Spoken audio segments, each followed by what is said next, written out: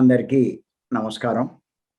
కార్యక్రమం ప్రారంభించే ముందు ఇంతటి జ్ఞానాన్ని, ధ్యాన మార్గాన్ని అందించినటువంటి గురువు గారు బ్రహ్మర్షి పత్రిజి గారికి ఒకసారి మనం ధన్యవాదాలు చెప్దాం. మనం గత 96 ఎపిసోడ్ నుంచి ఒక విషయం మీద చెప్పుకుంటున్నాం. ఈరోజు 97వ ఎపిసోడ్. ఈ సందర్భంగా బ్రహ్మజ్ఞానం 16వ పార్ట్ ఈరోజు మనం తెలుసుకుంటున్నాం. బ్రహ్మ అంటే ఆత్మ. ఈ ఆత్మ అన్నది ప్రతి ఒక్కరి శరీరంలోనూ ఉంది. అంతటి గొప్ప ఆత్మ ఈ శరీరంలో ఉన్నా కూడా మానవుడు ఎందుకు ఇలా ప్రవర్తిస్తున్నాడు అన్న దాని గురించి ఇప్పుడు మనం చెప్పుకుంటున్నాం. ఈ ఆత్మ అన్నది స్థూల సూక్ష్మ కారణ శరీరాలే కాకుండా మనసు, మాయ, త్రిగుణాలు, 25 ప్రకృతి తత్వాలు అలా కప్పబడి ఉంది. వాటి నుంచి బయటపడినప్పుడే మానవుడు మాధవుడిగా ప్రవర్తించగలడు. మనం నిన్నటి రోజున మనసు గురించి తెలుసుకున్నాం. ఈరోజు మాయ గురించి తెలుసుకుందాం. ఈ మాయ నుంచి ఎలా బయటపడాలో కూడా తెలుసుకుందాం.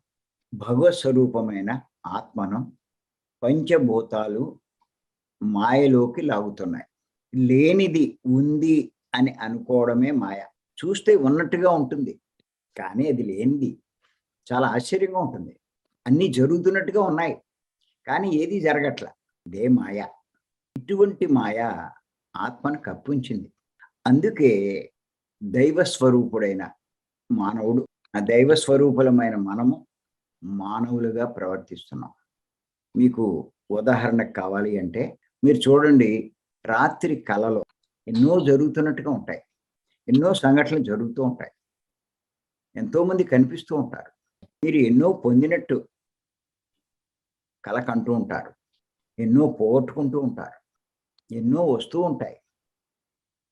కానీ మెలకువ రాగానే ఏదీ కనిపించదు. అలాగే ఇప్పుడు ఉన్నవి, ఇప్పుడు మనం చూస్తున్నవి, ఇప్పుడు జరుగుతున్నవి అన్నీ నిజమనుకుంటాం. మీరు ఎప్పుడైతే చనిపోతారో ఏది ఉండదు, ఏది మీకు కూడా రాదు. మీది అనుకున్నది ఏది మీది కాదు. అప్పుడు అనుకుంటారు, ఏంటి అంతా మాయలా ఉంది అని అనుకుంటారు. ఆశ్చర్యపోతారు. కళ కంటున్నంతసేపు నిజం అనుకుంటాం. మెలకు రాగానే ఏది ఉండదు. ఓస్ కళ అనుకుంటాం. ఇప్పుడు మనం చూస్తున్నది, జరుగుతున్నది అంతా కళ లాంటిదే, అంతా మాయే. ఒక రకంగా చెప్పాలంటే సృష్టింపబడినవన్నీ మాయే. ఏదైనా సరే అన్నీ మాయే. మాయ కూడా సృష్టి ఆరంభం నుంచి ఉంది. ఈ మాయలో మనల్ని ఉంచేది ఎవరు అంటే మనసే.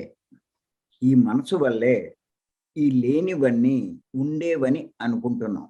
వాటి కోసం, ఈ లేని వాటి కోసం తపన పడుతున్నాం, ఆశ పడుతున్నాం, పొందాలనుకుంటున్నాం, సంపాదించాలనుకుంటున్నాం, అన్నీ పోగు చేసుకుంటున్నాం, వాటిని చూసి గర్విస్తున్నాం, పొంగిపోతున్నాం, గొప్పలు చెప్పుకుంటున్నాం, వాటి కోసం తప్పులు చేస్తున్నాం, పాపాలు చేస్తున్నాం, అధర్మంగా వ్యవహరిస్తున్నాం, సృష్టి విరుద్ధంగా ప్రవర్తిస్తున్నాం. వాటి ఫలితంగా కష్టాలు అనుభవిస్తున్నాం. దీనంతటికీ కారణం మాయలో పడ్డమే. అంటే మనసు యొక్క మాయలో పడ్డాం. అందుచేత మనసునే మాయ అంటారు. ఈ మనసనే మాయను బౌద్ధులు మారుడు అంటారు, క్రిస్టియన్లు సైతాన్ అంటారు, ముస్లింలు నఫ్సల్ అమ్మారా అంటారు. ఎవరు ఎలా చెప్పుకున్నా మనసే మాయ అని తెలుసుకోండి. ఇంకా తెలుసుకోండి, మనసు చావదు, మాయ చావదు. దాని అర్థం ఏమిటి అంటే మనసు చావనిదే మాయ చావదని అర్థం. అందుచేత మాయ నుంచి బయటపడాలంటే, మాయను అధిగమించాలంటే మనసును అదుపు చేయాలి, మనసును నిర్వీర్యం చేయాలి, అంటే శూన్యం చేయాలి. దానికి ధ్యానం ఒక్కటే, అంటే శ్వాస మీద ధ్యాస ఒక్కటే మార్గం.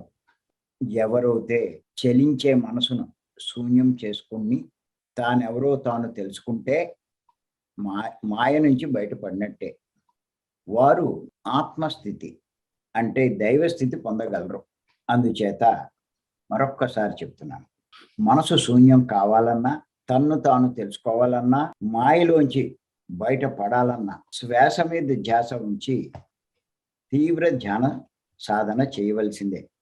అంతేకాని గైడింగ్ మెడిటేషన్ వల్ల ఇది సాధ్యం కాదు. అంటే మాయలోంచి బయటపడలేరు. మరి ఇంతటి అద్భుతమైన శ్వాస మీద ధ్యాస మార్గాన్ని మనకు అందించిన గురువు గారు బ్రహ్మర్షి పత్రి గారు, ఆయనకు ఒక్కసారి మనం ధన్యవాదాలు చెప్పుకుందాం. Thank you.